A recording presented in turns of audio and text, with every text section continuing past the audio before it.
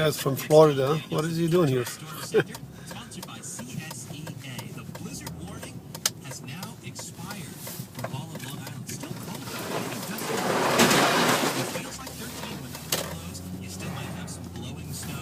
And we have updated snow totals.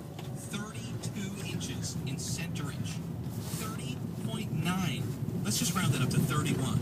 At the National Weather Service in Upton, that breaks the record for the most snowfall on Long Island in a single day. The old record, 26.3 inches in December of 2009. We have a new record, 30.9 inches.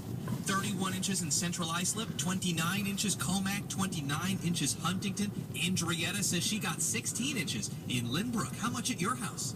Facebook.com/KJoy98.3. Don't forget to tell us what town you're in.